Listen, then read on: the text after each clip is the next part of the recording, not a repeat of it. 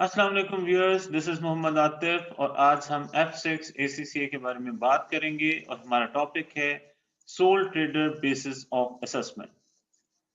Mainly soul trader basis of assessment में जो student problem face करते हैं वो एरिया है ओपनिंग ईयर रूल्स। तो हमारा फोकस भी इस लेक्चर में ओपनिंग ईयर रूल्स का ही है। लेकिन बात स्टार्ट करते हैं फ्रॉम ऑनगोइंग ईयर रूल से। The profit for a tax year are the tax adjusted trading profit for the 12-month period of account ending in that tax year.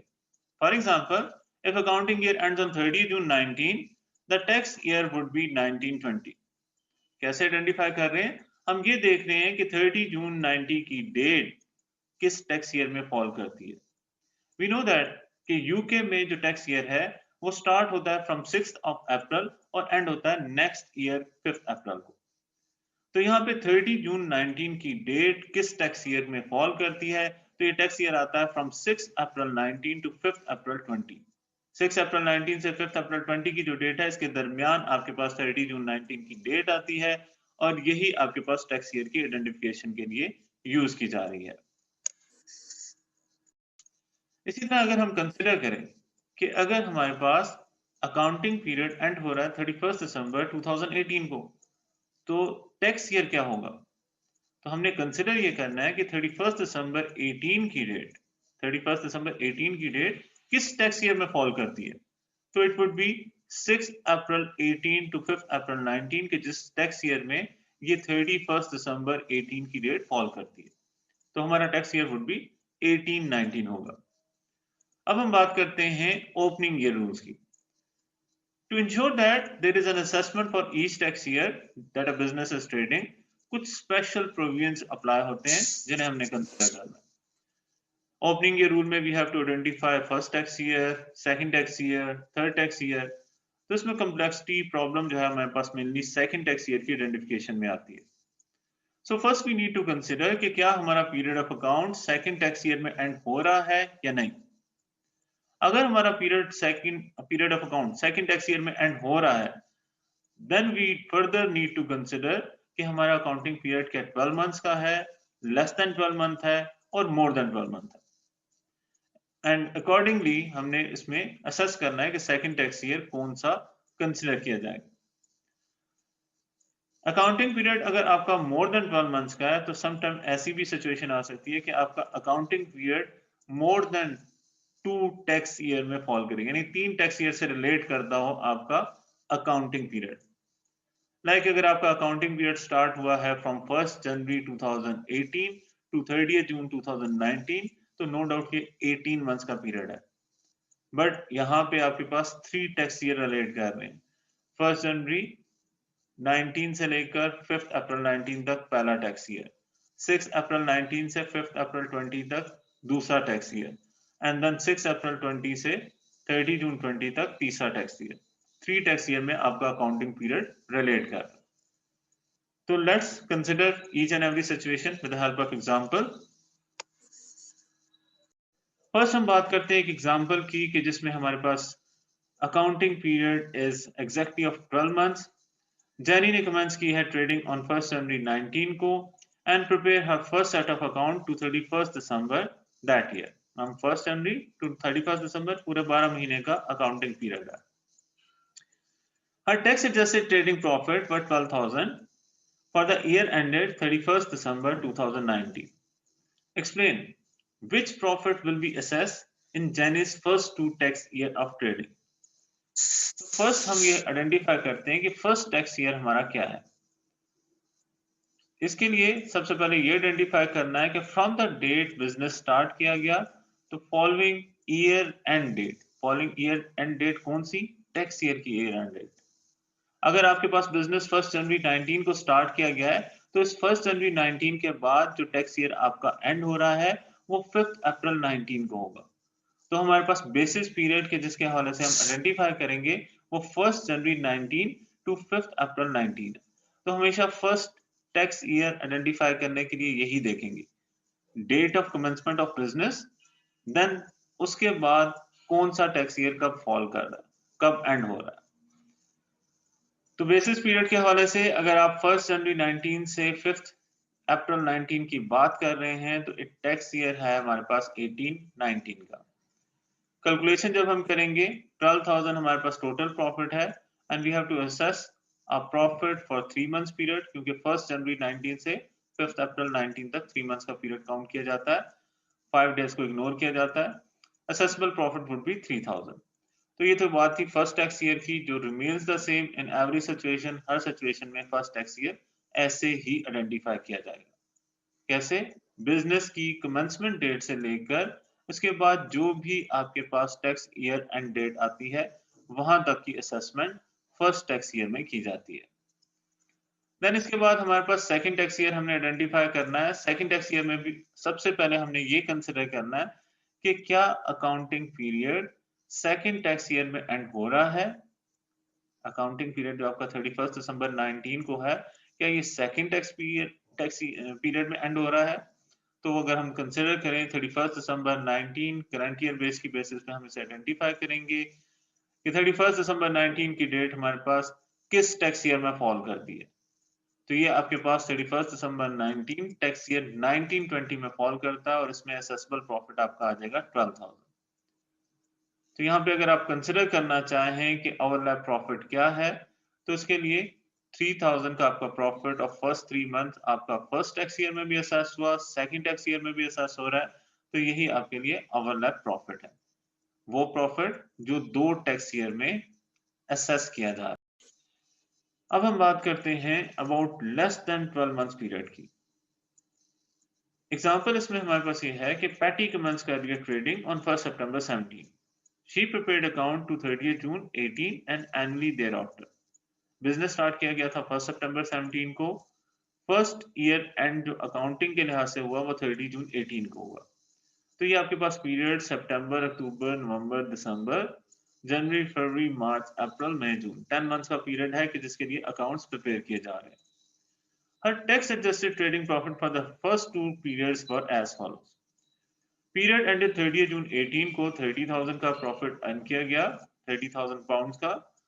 ये first 10 months का period था कि जिसमें 30,000 का profit earn किया गया। And second year ended 30 जून 2019, तो year आपका 30 जून 19 को एंड हुआ, उसमें प्रॉफिट आपका था 48,000। कैलकुलेट करें पैटी का trading profit assessment for her first 3 tax years and her overlap profit. तो फर्स्ट हम उसका फर्स्ट टैक्स ईयर आइडेंटिफाई करते हैं। फर्स्ट टैक्स ईयर हमेशा इसी तरह आइडेंटिफाई किया जाता है कि date of commencement of business से लेकर first tax year ending date को कंसीडर किया जाता है। यानी ये देखा जाता है कि बिजनेस जब स्टार्ट हुआ और उसके बाद जो आपके पास टैक्स ईयर एंडेड डेट आ रही है, इस पीरियड को फर्स्ट टैक्स ईयर कंसीडर किया जाता है। तो यहाँ पे बिजनेस स्टार्ट हो रहा था 1 सितंबर 17 को और 1 सितंबर 17 के बाद जो टैक्स ईयर आपका एंडिंग डेट आती है वो है 5 अप्रैल 2018। तो ये फर्स्ट हमने प्रॉफिट जो कंसीडर करना है for the 7 month period consider करना है। If 30,000 is a profit for the 10 months period, तो 7 मंथ्स का प्रॉफिट कितना होगा? वो आ जाएगा आपके पास 21,000। This is the profit assessable in the first tax year. अब हम बात करें about the second tax year. तो सेकंड टैक्स ईयर में first we need to identify the basis period. Second tax year में हम ये कंसीडर करते हैं लेस देन 12 मंथ की सूरत में कि बिजनेस की स्टार्टिंग डेट से लेकर नेक्स्ट 12 मंथ्स का पीरियड कब एंड होता है। In less than 12 months accounting period हम ये कंसीडर करते हैं कि बिजनेस की स्टार्टिंग डेट से लेकर नेक्स्ट 12 मंथ्स का पीरियड कंसीडर किया जाना है एज सेकंड टैक्स ईयर। तो हमारे पास बिजनेस स्टार्ट हुआ है 1 सितंबर को और इसके बाद 12 मंथ्स का पीरियड इसमें ऐड करें तो इसकी क्लोजिंग डेट बनती है 31 अगस्त 2018। हमने इस पीरियड के प्रॉफिट को असेस करना है। That will be the tax year, second tax year. तो अगर हम यहाँ पे कंसिडर करें तो ये पीरियड हमारे पास 31 अगस्त 18 की डेट आ रही है, ये किस टैक्स ईयर के में लाई करती है? तो ये लाई करती है 18-19 के टैक्स ईयर में। हमारा टैक्स ईयर हो जाएगा 18-19।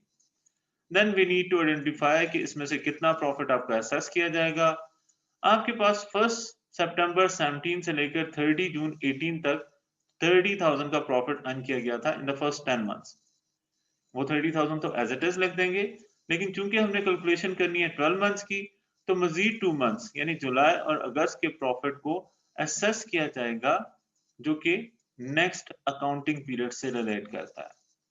नेक्स्ट अकाउंटिंग पीरियड में 48,000 का प्रॉफिट अर्न किया गया, उसमें जुलाई और अगस्त में कितना प्रॉफिट अर्न किया जाएगा? 48,000 मल्टीप्लाई बाय 2 डिवाइडेड बाय 12, ये आपके पास आ जाएगी अमाउंट 8,000। तो 30,000 for the first 10 months period profit plus 8,000 profit of July and August, total profit जो आपके पास सेकंड टैक्स ईयर में असेस होगा वो हो जाएगा 38,000। रिमेंबर आपके पास बेसिस पीरियड कैसे आइडेंटिफाई किए गए हैं? 31 अगस्त जो आपके पास बिजनेस कमेंसमेंट से लेकर नेक्स्ट 12 मंथ्स का पीरियड आता है वो आता है 1 सितंबर 17 से 31 अगस्त 18। अब 31 अगस्त 18 को अगर हम कंसिडर कर रहे हैं कि ये डेट किस टैक्स ईयर में फॉल करती है तो ये 18-19 के टैक्स ईयर में फॉल करती है। अकॉर्डिंगली हमने आइडेंटिफाई किया टैक्स ईयर 18-19 और जब कैलकुलेशन की तो फ्रॉम 1 सितंबर 17 से 30 जून 18 तक का प्रॉफिट गिवन है 10 मंथ्स का 30,000, वो तो काउंट करना ही है। लेकिन चूंकि पीरियड हम 12 मंथ्स का ले रहे हैं तो नेक्स्ट 2 मंथ्स का प्रॉफिट जो कि नेक्स्ट अकाउंटिंग पीरियड से रिलेट करता है वो भी इसमें ऐड कर दिया गया। नेक्स्ट आपके पास उससे अगले साल का पीरियड करंट ईयर बेसिस पे लिया जाएगा, यानी हम ये देखेंगे कि 30 जून 19 की डेट किस टैक्स ईयर में फॉल करती है तो वो आ जाता है 1920 और इस साल का पूरा profit as it is assess कर दिया जाएगा 48,000। Now we have to consider the overlap profit.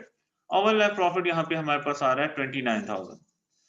ये वो प्रॉफिट है, पहले तो ये कंसिडर करें 17-18 में जो 7 मंथ्स का प्रॉफिट हमने असेस किया था वो अगेन 18-19 में उस 7 मंथ्स के प्रॉफिट को हमने असेस किया, क्योंकि सेकंड ईयर में हम सारे के सारे 10 महीने के प्रॉफिट को असेस कर रहे हैं, तो इसका मतलब है उसमें वो फर्स्ट टैक्स ईयर के 7 मंथ्स का प्रॉफिट भी शामिल है।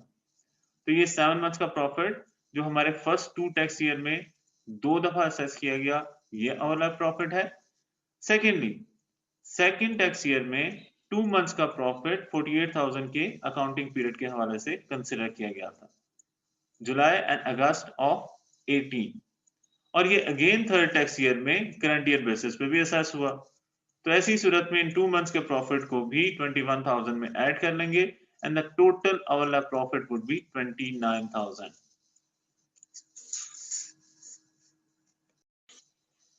Now it is about the example of more than 12 months period.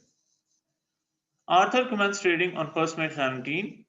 He prepares accounts to 30th June each year. His tax adjusted trading profit were as follows.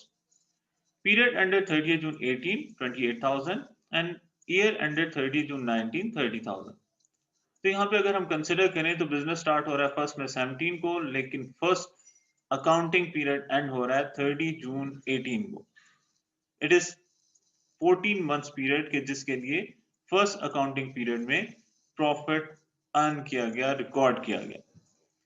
Calculate Arthur's trading profit assessment for his first 3 tax year and his overlap profit, ये हमने calculate करना है। First tax year जो हमेशा एक ही तरह से assess किया जाता है from the date of commencement of business, और उसके बाद फर्स्ट टैक्स ईयर किस डेट को एंड होता है। अगर आपके पास बिजनेस स्टार्ट किया जा रहा है 1st May 17 को, तो 1st May 17 के बाद जो टैक्स ईयर की एंड की डेट है वो 5th अप्रैल 18 आती है। तो इन 11 मंथ्स का पीरियड हम असेस करेंगे इन द फर्स्ट टैक्स ईयर। ये आपके पास टैक्स ईयर बन जाता है 17-18। टोटल प्रॉफिट आपने अर्न किया था 28,000 for the period of 14 months.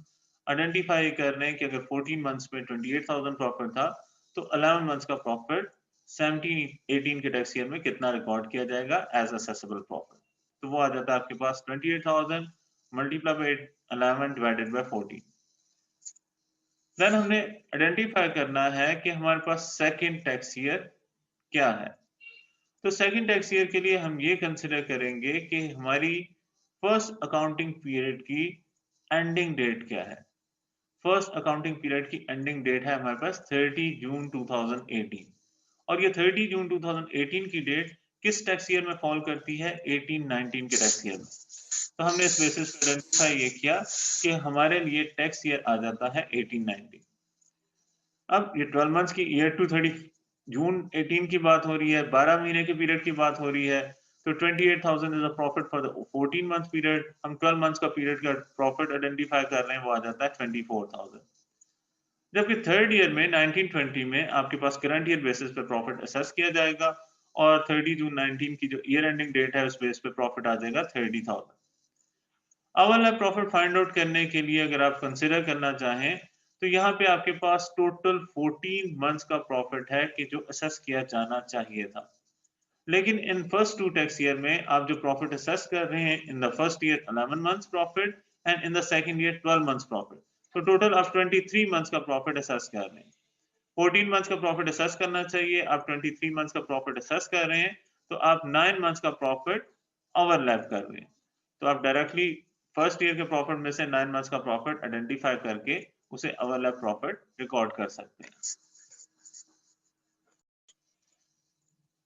अब हम बात करते हैं more than 12 months accounting period के हवाले से, अकाउंटिंग पीरियड की कि जो 3 टैक्स ईयर से रिलेट करता है। तो उसकी एग्जांपल में मेंशन कर रहे हैं कॉर्डेलिया कमेंस कर रही है ट्रेडिंग ऑन 1st July 17 और she prepared account to 30th April 19। तो from 1st July 17 to 30th April 19 ये आपके पास जो पीरियड ऑफ अकाउंट है ये 3 टैक्स ईयर से रिलेट करता है एंड एनुअली देयर आफ्टर, और उसके बाद एनुअल बेसिस पे।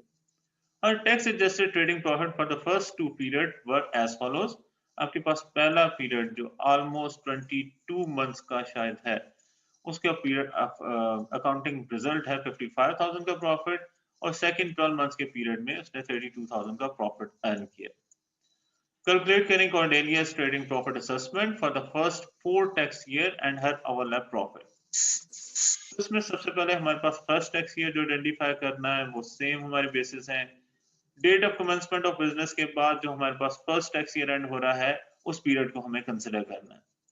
Date of commencement of business 1st July 17 है और इसके बाद जो टैक्स ईयर एंड हो रहा है वो 5th April 18 आ रहा है। So the tax year would be 17-18 और इस अरसे में जो हमने प्रॉफिट असेस करना है, this is the profit for the period of 9 months, July August September October November December January February March, 5 days को हम इग्नोर करते हैं।